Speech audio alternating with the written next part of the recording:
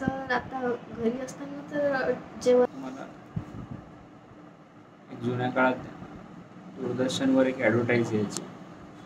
तर ते ॲडव्हर्टाईजमध्ये असं म्हणायचं की अशी ग्लासची बॉटल असायची, त्यात त्याची कॅपॅसिटी 2 टमाटर किंवा 2.5 टमाटर बसण्याची असायची. त्यात तिसरं टमाटर टाकायचे आणि वरून झाकण लावण्याचा प्रयत्न व्हायचा. झाकण लावताना काय व्हायचं की ते झाकण टाईट करताना टमाटर फुटायचं.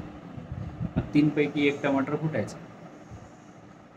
ज्याच्यामध्ये अबलता राहील त्याच्यावर 2 टमाटरचं भर पडेल.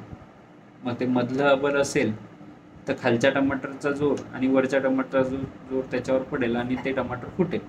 पण वरचं अबल असेल, वातपित्त कफातलं पित्त अबलत्व असेल तर पित्ताच्या अनुषंगानं दोष प्रकोपित होतील, कफाच्या अनुषंगाने किंवा मधलं वायू त्याच्या अनुषंगाने. ज्याच्यात अबलता राहील शरीर त्याच्यानुसार जे आहे शरीरात आजार निर्मिती करेल.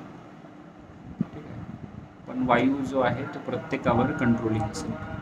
कारण वायूच्या मार्गात अडथळा निर्माण झाला की वायू प्रकोपित होऊन दोष आजार तयार करणं. ठीक आहे. मग ते पित्ताला अनुसरून पित्ताचे आजार करेल, कफामुळे अडकला तर कफाचे आजार करेल. जोपर्यंत शरीरात गतिविधी वाताला डिस्टर्ब करणारी नसेल तोपर्यंत शरीर स्वस्थ आहे.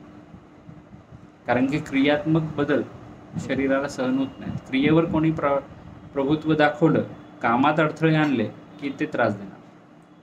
एखादा व्यक्ती, एखादा माणूस तोपर्यंत शांत असतो जोपर्यंत त्याच्या कामात कोणी अडथळा आणत नाही. मग वायूचं काम तेच आहे की वायू काय करतो की सगळ्याच्या गतिविधी तोच करून देणारा. पित्ताला नेणारा तोच आहे, वाताला कफाला नेणारा आहे तोच आहे. शरीराच्या सगळ्या गतिविधीमध्ये त्याला इन्व्हॉल्व्ह व्हावंच लागते. पण त्याच्या कामात कोणी अडथळा आणला तर तो त्याच्या आजूबाजूच्या कामात अडथळे आणतो. ठीक आहे.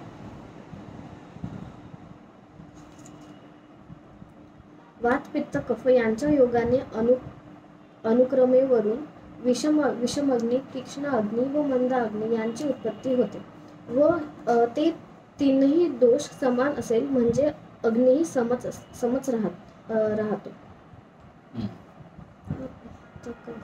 वातामुळे विषम अग्नी, पित्तामुळे तीक्ष्ण अग्नी आणि कफामुळे मंद अग्नी. तर आता एखादं शरीर, जसं आता तू विचार करत आहे की तुझ्या शरीराच्या बाबतीत तू आपण 10 वाजेपर्यंत हे झालं झोप आहे, तर मग त्याचा अग्नी कसा राहील?